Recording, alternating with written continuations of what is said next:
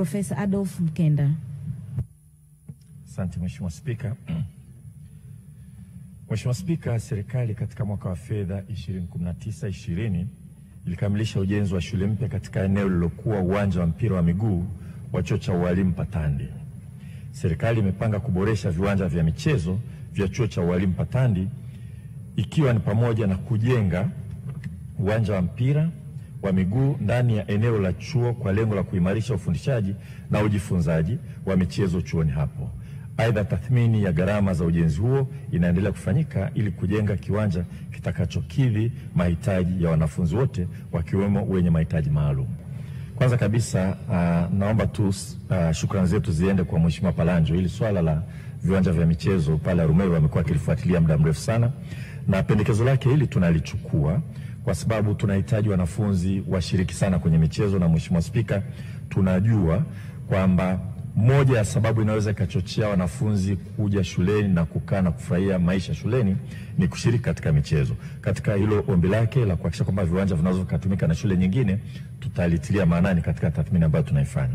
Kuhusu ombi la Mheshimiwa Sanga kule Makete ambako nilikuwa mgeni wake muda sio mrefu sana, tutaangalia kwa sababu tutafanya kazi na TAMISEMI, lakini mwelekeo wa serikali sasa hivi katika kutoa elimu ni kwamba michezo ni sehemu ya masomo.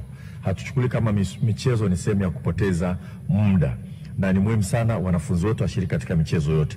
Shule ambazo zina viwanja vya kutosha, tutajitahidi kadri ya uwezo wetu na bajeti itakavyoruhusu kuhakikisha kwamba tunaviwekea viwanja vizuri vya michezo, na kwa sababu tutakuwa na mkondo vile vile wa amali ambayo inazingatia masuala ya michezo, basi itabidi kwa kweli kwa wanafunzi hasa shule za msingi kuhakikisha kwamba wanashiriki kwenye michezo vizuri ili vipaji vionekane mapema. Wale ambao wanataka kuingia katika mkondo wa amali michezo watambulike na kupelekwa katika mkondo huo. Mheshimiwa Spika, utaratibu wa ajira umewekwa vizuri na Wizara Ofisi ya Rais Utumishi kwa waajiri wote wa serikali, na wanapoitwa kufanyiwa mtihani au kufanyiwa usaili wanakuwa vile vile tayari washafaulu katika kozi ambazo walikuwa wamezifanya. Inafanyika hivyo kwa wanasheria, imekuwa ikidumu muda wote, ipo kwa wanaotaka kufanya CPA hata kama wana degree accounts wanafanya hivyo hivyo, kwa madaktari pamoja kwamba wana degree za udaktari wanafanya hivyo hivyo. Kwa hiyo utaratibu ambao uko chini ya utumishi, na kwa hiyo kwa kweli Mheshimiwa Spika, ningeomba tu tulichukulie kama ambavyo lipo kisera. Mheshimiwa Spika, nashukuru sana kwa swala Mheshimiwa Asenga.